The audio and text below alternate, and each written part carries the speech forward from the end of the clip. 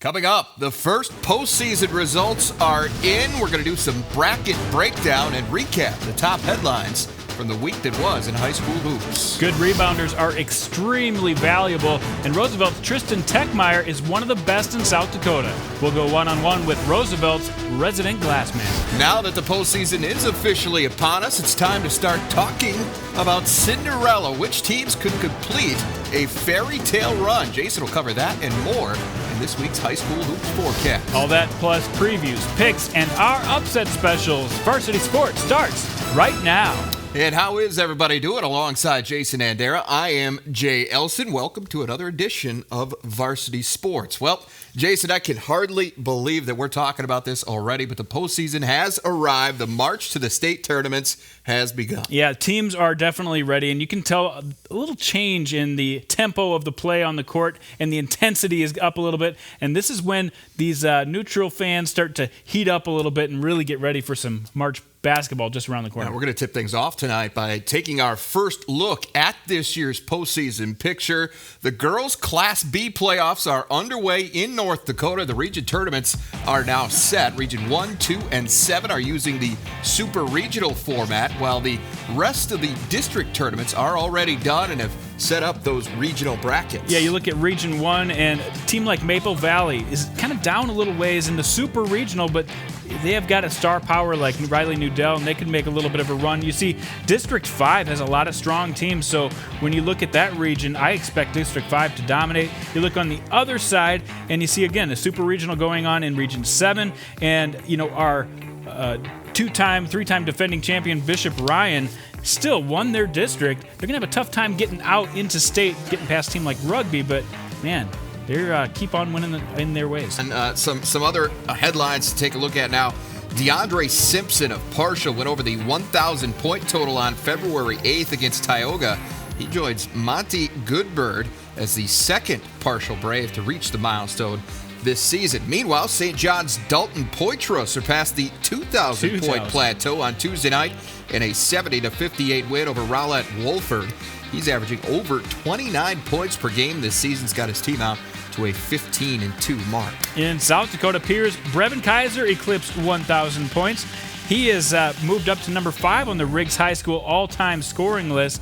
Congrats to Brevin Kaiser. Certainly. Well, the Chargers of Sioux Falls Christian had a pretty eventful end to their game against Western Christian last Thursday. Mere seconds after Western Christian tied up the game at 58 apiece, Chad Barkema throws a full-court inbound pass to Keegan Van Egdom, and he suspends in the air to catch it, release just in time to get the win, 60-58. How about that? A full-court alley-oop. That's play of the year material right there. Well, the O'Gorman Knights turned up the defense in the second half to help them to a 44-26 win over number 1 ranked Washington. Rachel Townsend led the Knights with 17 points. Washington played their third straight game without their standout, Anna Goodhope, and that win helps O'Gorman's confidence. It's certainly a huge win. We have tremendous respect for Sioux Falls, Washington. I know they're missing Goodhope tonight. She's a great player. We hope she gets back healthy. They got a lot of really good players, so really proud of our kids and how hard they played. Well, in the boys' game, another number 1 team went down. O'Gorman led by 1 at the half, but the Warriors pushed the ball and secured a 69-56 win on O'Gorman's home court. Sam Saganos and Jack Talley had big nights with 17 apiece, and they started the year out at number 1.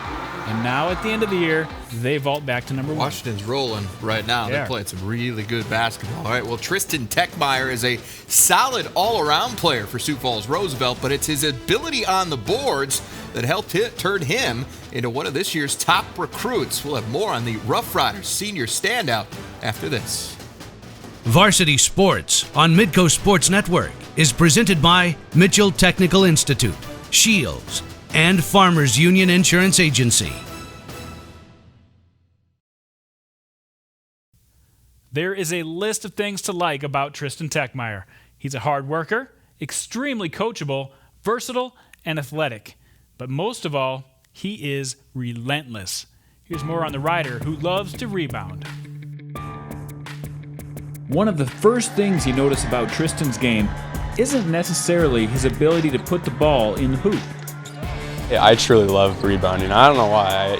Most people don't, but For some reason, I love going up and getting the ball, and I don't have the greatest athleticism. I can't jump the highest, but for some reason, when it comes to rebounding, I have a knack for it, and I really do enjoy it just as much as I do scoring and doing other things. He might say he just has a knack for it, but his present coach and future college coach both have an idea on what makes him so good at cleaning the glass. He knows where to be on the boards when a shot goes up, and he gets good position, and he works at it, and he's tenacious at it. Plus, he's a quick jumper. He may not jump as high as the next guy, but he gets off the floor quick, and that helps as well. Probably the one physical thing that allows him, he's quick off the floor. He's always the first guy off the floor, which allows him to be the first off the floor on the second jump too when balls get batted around, and that's probably something that you can't teach, and he's got that. He's one of the best high school rebounders in recent memory, which isn't something you might expect from a player who grew up playing point guard. Tristan played with the ball in his hands as a youth until about 8th grade when he hit a growth spurt. Lately, he's been playing the 5 during his summer AAU ball, and during the high school season, you might see him at the 2 or 3, but most of the time, he plays the 4. That kind of versatility is rare and makes him tough to stop. When I was younger, I was used to being a point guard, having the ball in my hand at all times, and being the one coming off screens and all that stuff. And I kind of transitioned to a bigger guy where I had to work in the post.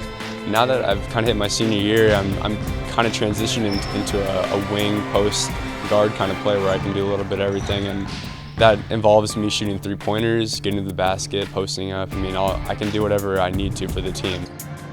When it came time to pick a college, he decided to stay in Sioux Falls by committing to USF. That's a choice that not many Sioux Falls natives have made, but one that both the Cougars and Tristan are thrilled about. I know I wanted to play at the highest division I could, but also involve a school where I thought I'd fit in, a school that has a good academic program, and a school that was honestly closer to home. I think academics were big. He's a big-time ACT scorer. If you added mine twice, you might get to what he got. And so I think that all of those things just kind of fell in line, and obviously being able to get a really good player that's right in town was big for us as well. While playing in the NSIC is a big step, it's one that Tristan isn't thinking about much right now. He's focused on keeping his team at Roosevelt moving in the right direction as March approaches. We've been pretty inconsistent throughout the year, to be honest. We're kind of up and down, but when we execute everything and just get everything on the same page as a team, we're a tough team to stop. I know our defense is always on point, and our offense is just the one part where if we can get that down, I know teams are going to be scared to play us. And if we just come together here at the end of February, beginning of March, get into that tournament, I think teams are going to not want to play us, and we can make a run there. Well, Jason, there's been a lot of good players from the city of Sioux Falls here over the recent years. It's been a while since one of them decided to go to the University of Sioux Falls. Chris Johnson, though, clearly thinks this kid was worth the wait. Yeah, he said, we recruit from the inside out. We try to land Sioux Falls players, and they got a really good one. And Tristan really wants to be that hometown player to represent Sioux Falls, loves the community, wants to get his family to be able to see his games. And they got a good one. There's a few things he has to do to get better. He's got to get a little bit stronger, and he's got to be able to defend a little bit better. Which is natural for high school probably going to be kids, changing his right? Position. Yep, exactly, like most kids do between high school and college. And you take a look at the numbers, though, hard to argue. 17 points a game, 13 boards.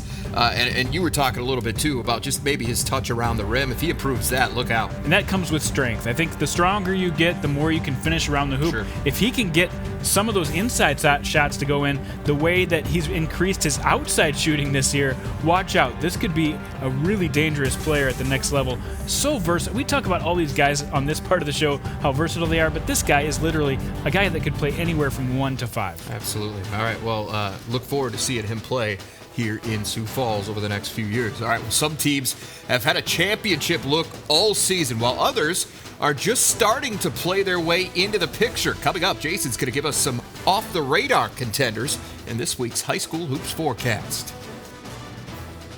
Varsity Sports on Midco Sports Network is presented by Mitchell Technical Institute, Shields, and Farmers Union Insurance Agency. And welcome back. Well, forecasting is part science, part art, and here on Varsity Sports, it's also part basketball. And for more on that, we send it over to Jason Andera. No, thanks, Jay. Well, today in the forecasting department, we've got a considerably dangerous-looking formation here on the radar, but don't worry about that. Underneath that radar, you're going to find some teams that possibly could make a deep playoff run that are under the radar. Got it? All right, well, these are teams. The only way you qualify to be under the radar is you can't be in the top 5, my top 5 at least. So here's some teams that you could see maybe make a run over the next month. Turtle Mountain Girls, Ashley Davis, Faith Dion, 2 players that can easily score in the 15-plus range. Very young team. They could make a run. Trinity Boys, the only team to beat 4 wins Minnewacan so far this year, and they do it with defense. So that's a great formula for some possible March upsets. Let's look at the Kindred Girls. Kindred, a team that, played really close with Thompson, only a 1-point loss, played him as close as anybody this year. And remember what they did last year. They went all the way to the finals. Yeah, they're missing some pieces off that team, but I think that they could be a team to watch. The Devils Lake Boys, now, they're under the top 5, but they are the only team to have beaten both Davies and West Fargo this year. A streaky shooting team, but if they're hot, they could cause some problems for other teams. Let's look into South Dakota now. Harding County, just 1 loss on the year. Yeah, we forget about Harding County. Yes, they are a part of South Dakota. They play North Dakota teams, just got done beating up on New England, a North Dakota team on Tuesday night. This is a team that can maybe make a run. Let's look at Class A in South Dakota. The boys, Dakota Valley, yeah, we forgot about them a little bit. Had a rough February, let's be honest. Lost a few games, but overtime against Vermilion, only lost by 3 to Del Rapids. They're a team that maybe could make a run. Pierre started out the season well, only 3-4 of their last 7, but wins on their resume include O'Gorman, Watertown, Aberdeen. That's the formula to beat some good teams. And speaking of beating good teams, Brandon Valley Girls just got done beating Aberdeen Central, the only team to do it. They've got 6 wins in a row now. They're doing it with a really young team, and that's another team to watch out for in the next month.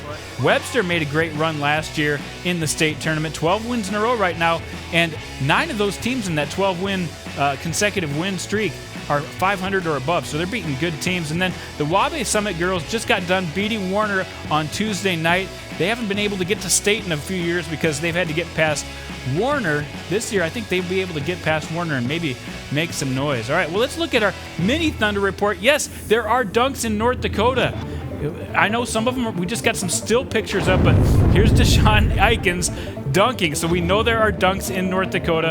And Jordan Meidinger of Dickinson also throwing down. He's 6'11". We actually have a sequence of photos, so we're getting closer to video. He's got 3 or 4 nice pictures in a row. So yes, there's dunking. Now here's some real life dunking that you see from Noah Wanzik of Jamestown. And I think the pass on this one is almost as nice as the dunk. Look at that. Coming from all the way around the side, and you got to get up high. I think that was just supposed to be a lay-in, but Wanzik said, I'm going to finish this one off myself. He also knows how to do it on the break, folks, too. Very athletic. He gets out, and, your teammate knows you can put it off the glass, and Wanzik will be there to flush. So, yes, dunking from North Dakota, we wanted to prove to you it does exist. Keep those dunks coming in, and we will show them here on the Thunder Report. Now let's look at our weekly planner. Who doesn't plan their week around basketball? I know I do. And we've got some of the best games over the next 7 days to look forward to. You see Huron on there twice, both on the road and both favored. That's going to be an interesting week for Huron. Warner going for an undefeated season. Already 18-0, has to play Langford. That's going to be a tough game for them. You see the Red River Girls playing on Friday night. 72% chance to win against Davies. That's a pretty big percentage for them against a really good team. And then the big 1 versus 2 battle on Saturday. You see 4 wins Minnewacan taking on Shiloh Christian. That doesn't get any better than that. 4 wins on their home gym have the advantage there. And then at the end of the week, you see Century going for their undefeated season in state at least against BHS. Always fun on a rivalry game like that. Great week right before the playoffs get going in deep. All right, well, high school basketball could have a little different look in South Dakota next season, but would the proposed changes be good for the game? We'll cover that and more in this week's Fast Break next. Varsity Sports on Midco Sports Network is presented by Mitchell Technical Institute, Shields, and Farmers Union Insurance Agency.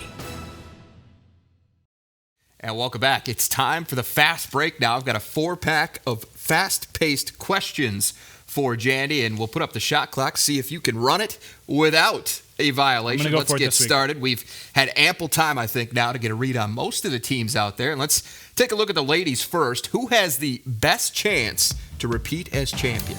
Okay, for the ladies, well, Shanley for sure. We all know with their almost 60-game winning streak that they're pretty safe. Minot Ryan's going to have a difficult time. They're going to have to go against Shea Heidelbaugh in rugby just to get to the state tournament, let alone make a deep run. In South Dakota, you got to think St. Thomas More is looking pretty good. Washington really not in a bad position. I know they lost Tuesday, but they're definitely in the mix. Ethan a little bit tougher, but they're not out of it either. All three are highly ranked teams. I think of the three, you got to think St. Thomas More has the best chance. Same question for the boys now. Consider last year's champions, North and South Dakota. Which team or teams most likely to go back-to-back? Well, in North Dakota, your candidates are either Minot or Rugby. Rugby really playing better than most people think, but it's going to be really tough for them. They've got a lot of good teams to get through. Minot, obviously, Kewan Johnson and Jesse Roberts just torching up the nets right now. They've got a great inside game. I think Minot's got a pretty good shot at it. In South Dakota, all three teams really not on the radar. Hanson above 500, but not a threat to win it all. Ron Colley, same with them. Lincoln, a big win on Tuesday against Roosevelt. We could see them making an upset or two, but winning the state title, a little out of hand, so Minot gets the win here. Okay, let's change the pace a little bit here. South Dakota advisory meetings proposed a few new changes that will be voted on in the coming weeks, and I want to know what you think about a possibility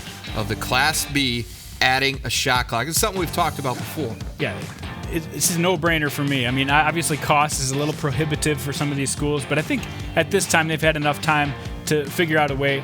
The biggest complaint we get from coaches is sometimes we have to play Class A teams and play with it. Sometimes we have to play without it. And obviously the end of games get crazy and slow. Yeah, time to get it the shot clock. I mean, we have one on the show. Exactly. We need one in Class B. That's how much Jandy supports the shot clock. He put one on the show, people. That's right. Let's do it. All right, another rule proposal talks about changing the way the Class AA formats the playoffs. In your eyes, does the system need fixing? Well, first of all, double elimination is tough to swallow when you talk about winning games. You have to talk about must-win games. Now, the new proposal says, they'll still have the districts. The district winner will still get in there. But in the second round of districts, instead of playing cross-seeding, they will reseed the entire group. And anytime you can reseed an entire group, it's a fair playing field. I'm all for it. I like that part as well. Those proposals, by the way, are going to be voted on in late March. So after the state tournaments are all done, we're going to have to wait and see for now if anything will change going forward. But for now, it does make for some good conversation. All right, good stuff, Jandy. The top two teams in North Dakota Class B boys basketball set to square off this Saturday in Fort Totten, North Dakota. We're going to make our picks for that and a couple of other top matchups after this. Varsity Sports on Midco Sports Network is presented by Mitchell Technical Institute, Shields, and Farmers Union Insurance Agency. And welcome back. Well, it is time for High School Hoops Pick'em. It's the best part of the show. It's the most exciting part of the show anyway. You know how it goes. We pick 4 games, 2 each from North and South Dakota. We get 1 point each for a correct pick. We get 2 if we nail our upset picks, which are coming up right at the end, so stay tuned for that. But let's get going, Jandy. I've got a bit of a lead. Both of us 2-2 last week, but still plenty of time for you to catch up here with a good week. So let's start North Dakota. Big matchup, 1-2 in Class B boys. Shiloh Christian at 4 Winds, Minnewaca. Excellent defensive team in Shiloh Christian against an excellent offensive team at 4 Winds. 4 Winds just put up 127 points on Tuesday night to beat Warwick. They're going to keep this pace up and down. They're going to be at home with that momentum. Got to take the Indians. I love watching good offense against good defense. I think that's thrilling. It's which side is going to win. I personally like Shiloh Christian, and the reason I like them is because of the schedule they've played. They're 5-0 against teams that are either right now ranked in Class B or receiving votes. 4 Winds lost to Dickinson Trinity. That's a team that Shiloh Christian has beaten. And so just as you compare it, I like Shiloh Christian. I think they're going to get the win. I know it's tough on the road, but give me them for the win, the upset, if you'll call it that. North Dakota girls now, Davies goes to Red River. All right, Red River coming off of a tough loss on Tuesday night, just did not shoot the ball well at all. I think they bounced back. It's going to be a really good game, though. These are the next two teams that you talk about after Shanley and the EDC, but I think Red River's a little bit better. I like Red River as well. I think that's an aberration what happened to them on Tuesday night. Previous 5 games, they won all 5 by an average of 36 points. This team just went to sleep a bit on Tuesday night. Quite possibly looking at this game with Davies coming up on Friday night. So I like Red River to get the win as well. In South Dakota now, a good matchup in the ESD. Huron goes to Aberdeen Central. Huron is such a good defensive team, talking about defense, but they've got some offense up their sleeve too. They're going to be rested coming into this game. I think they've got 2 tough games this week. I think that they have enough to pull out an upset on the road here. They've done it throughout this season. I think they keep it up for another week. Huron won the first matchup 63-54 on January 5th between these two teams, but Aberdeen 9-0 at home this season. That's true. They've already avenged 2 of their 4 losses on the season, 1 to Pierre, 1 to Watertown. I think they get another one against the Tigers. Got a good inside Aberdeen game, yep. Central. All right, on the girls' side now, Sioux Falls Lincoln at Sioux Falls O'Gorman. I think Lincoln's probably the hottest team right now in AA, especially with Washington having an injured Anna Goodhope. O'Gorman struggling to put up points. I mean, we all know they can hold the best team in the state to under 30, but Lincoln is just designed to beat a team like O'Gorman. They can spread out that zone.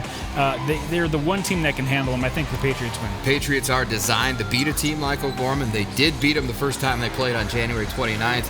But O'Gorman, as they proved Tuesday night against Washington, very good at home. 7-1 on their home floor this season. Lincoln just 1 win against a team that's above 500 on the road. Haven't played them on the road so far this season. I like the Knights in this one, so we differ on 2 this week. Finally, quickly, upset picks of the week. I think the Dakota Valley boys are kind of coming on strong here. I know they've lost 3 games here this month, but they'll bounce back with a home game, a revenge game against Madison. Class B boys in South Dakota, I think number 1 goes down. I like Langford to get Warner. The game's in Langford. Give me the Lions in that one. That's my upset for this week. All right, that's going to do it for us. For Jason and Dara, I'm Jay Elson. Enjoy the games, everybody. We'll see you back here next week.